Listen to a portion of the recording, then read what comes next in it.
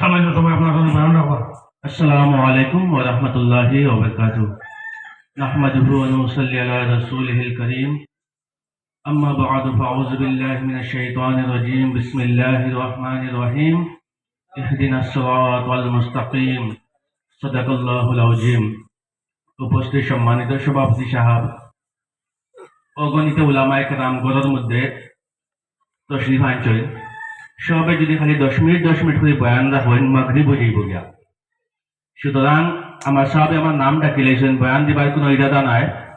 আজকে যে মাহফিলের মধ্যে আমরা উপস্থিত হয়েছি এটা হইল ওলি আল্লাহর মাহফিল। ওলামা আপনানি সিলসিলা আলিয়া নকশবন্দিয়া মুজাদ্দিদিয়ার তরিকতার বুজুর্গানে দিনের উর্স 22 সালে সহবত মাহফিলের মধ্যে আমরা আইছি।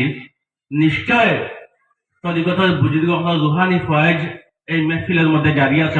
সুবহানাল্লাহ। আল্লাহ রসুল সরকারে দু আলম হুজুর আকরাম নূরে মুজাসসাম হযরত মোহাম্মদ মুস্তাফা আহমদ মুস্তাফা সাল্লাল্লাহু তাআলা আলাইহি সাল্লাতু সাল্লামের এক হাদিসের সামান্য ব্যাখ্যা করে আমি আপনাদের সম্মুখে বিদায় লইমু। একবার সোনার নবীজি এক মাহফিলের মধ্যে গেছেন, যা দেখছেন সাহাবায়ে কেরামকে আলোচনা করলা। আল্লাহ রসুলে ফরমাইলা, হে আমার সাহাবী হল তুমি তাই নিকানোর মধ্যে কিতা আলোচনা করদায়? আচ্ছা হোক নবীজে জানুন না কিতা আলোচনা করদা? এর বাদেও নবীজে জিজ্ঞাসা কিতা আলোচনা করদায়?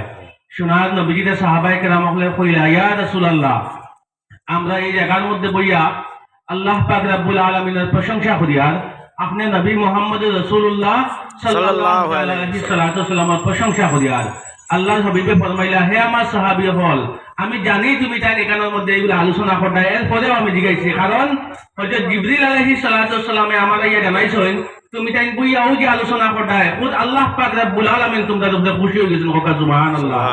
সুতরাং এই সমস্ত মাহফিলের গুরুত্ব অত্যন্ত বেশি আল্লাহ পাক রব্বুল আলামিনের কাছে।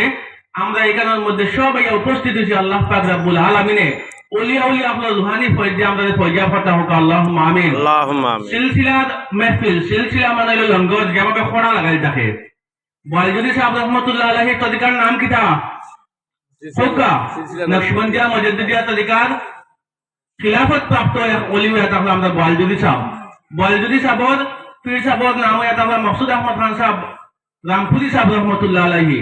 এইভাবে কেন যাইতে যাইতে যাইতে যাইতে আল্লাহ রসুল সরকারে দু আলম মুহাম্মদ আরবি সাল্লাল্লাহু আলাইহি সাল্লাম পর্যন্ত যে চেইন গেছে, সেই চেইনের নাম হয়ে থাকলো সিলসিলা ফোকা। সুবহানাল্লাহ।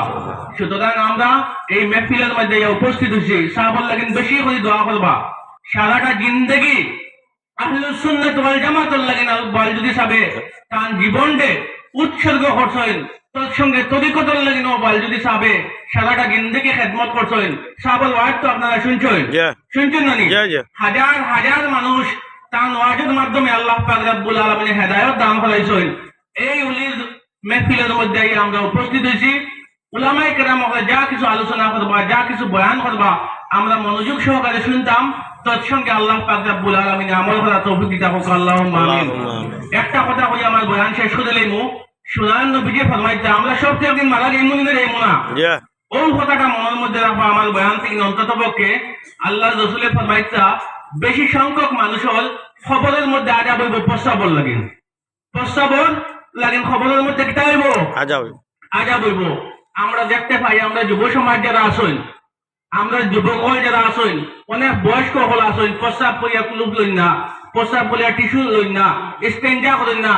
এটা হইল মেইন খবর আজাবর মেইন রিজন হইয়া থাকলো এই না পাকিটা। আল্লাহ পাক রব্বুল আলামিন আমরা ঘরের মধ্যে গিয়ে আমরা ছোট যারা আসেন সব যে আমরা গিয়ে ওটা কইতাম যে আজকে ওয়ালিদি সাহেবর মাহফিল থেকে আমরা ওই কথা শিখিয়া গেছি। বলে যে সব যে প্রস্তাব করিয়া জল ব্যবহার করার বা ডেলা ব্যবহার করবার নির্দেশ দিতাম হোক ইনশাআল্লাহ। আমি আমার বয়ানটি দীর্ঘায়িত না কইয়া করিয়া আমার ও কথার মাধ্যমে আমার বয়ান শেষ করলাম।